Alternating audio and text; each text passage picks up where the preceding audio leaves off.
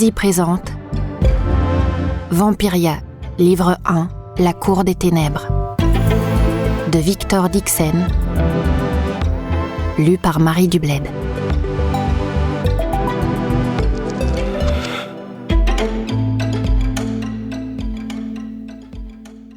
Pour eux, pour mes parents, pour ma sœur Lisa. Nous pouvons tout ce que nous voulons, tant que nous sommes vivants. Après notre mort, nous pouvons, moins que les particuliers. Parole du roi Soleil, au soir de sa vie. Enfin Louis le Grand est mort. La parque a terminé son sort. Au reguinguet, au long lala. Elle vient de trancher sa vie, toute l'Europe en est ravie. Chanson populaire à la mort du roi Soleil, avant sa transmutation en roi des ténèbres, le 31 octobre 1715.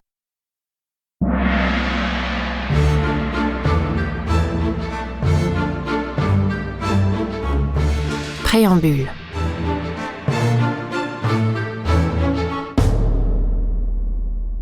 Par la grâce des ténèbres, la société de la Magna Vampiria est divisée en 4 ordres. Un ordre immortel, les vampires de la haute noblesse, et 3 ordres mortels, les hobereaux de la basse noblesse, les docteurs de la faculté hématique et les roturiers du quart-état. Les articles ci-dessous concernent cette dernière population. Article 1er. Obéissance. Obedientia. Les roturiers naissent et demeurent sous la protection des vampires, en contrepartie de laquelle ils leur doivent une soumission totale. Article 2. Parcage. Sequestrum. Durant le jour, tant que brille le soleil, les roturiers ont interdiction de s'éloigner à plus d'1 lieue de leur clocher. Article 3. Couvre-feu. Ignitegium. Durant la nuit, dès que sonne le tocsin, les roturiers ont interdiction de quitter leur domicile. Article 4. Dîme. Décima. Chaque mois, les roturiers ont obligation de verser 1/10 de leur sang. Article 5. Sanction. Supplicium. Tout contrevenant aux articles précédents sera exécuté. Chapitre 1. Visite. Au nom du roi, ouvrez immédiatement, ordonne une voix tonitruante. Mes parents échangent un regard paniqué au-dessus de la table où nous venons de nous installer pour souper, tous les 5. L'aîné de mes frères, Valère, se fige. Le cadet, Bastien, laisse sa cuillère tomber au sol. Moi, la Benjamine, je la ramasse, car je passe toujours derrière Bastien. Qui cela peut-il bien être, un dimanche à une heure pareille ? Demande ma mère. Elle consulte la vieille pendule qui indique 7 heures du soir à peine passées, à côté de l'almanach placardé au mur, ouvert sur la date d'aujourd'hui, le 31 août de l'an des ténèbres 299. En guise de réponse, un poing martèle la porte d'entrée, faisant trembler le bouillon de faisan qui fume dans nos assiettes. Mon cœur tremble bien plus fort encore.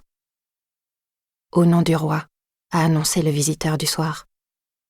Il aurait aussi bien pu dire « Au nom du diable en personne ».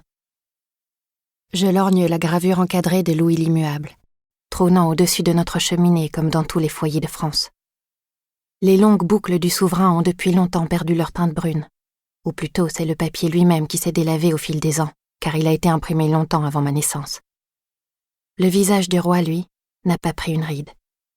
Et pour cause, il est dissimulé derrière un masque d'or figurant des traits lisses, sans âge et sans expression, au milieu desquels émergent 2 yeux noirs qui scrutent sévèrement tous les sujets du pays. Les lèvres de métal, closes et énigmatiques, sont plus glaçantes que si elles dévoilaient les canines aiguisées se cachant dessous. Réprimant un frisson, je cours à la fenêtre de la salle à manger pour tenter d'apercevoir ce qu'il se passe dehors.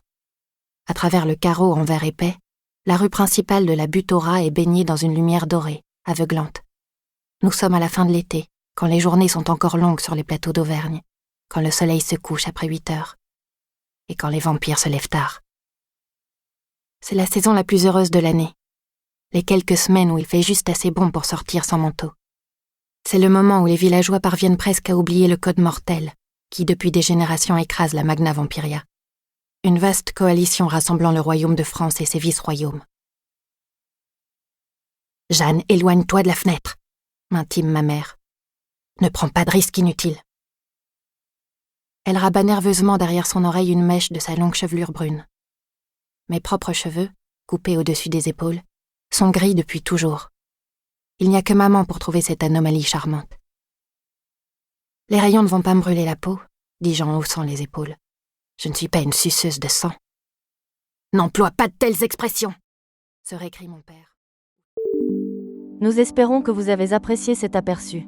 Pour continuer à écouter ce livre audio sur Google Play Livres, utilisez le lien dans la description de la vidéo.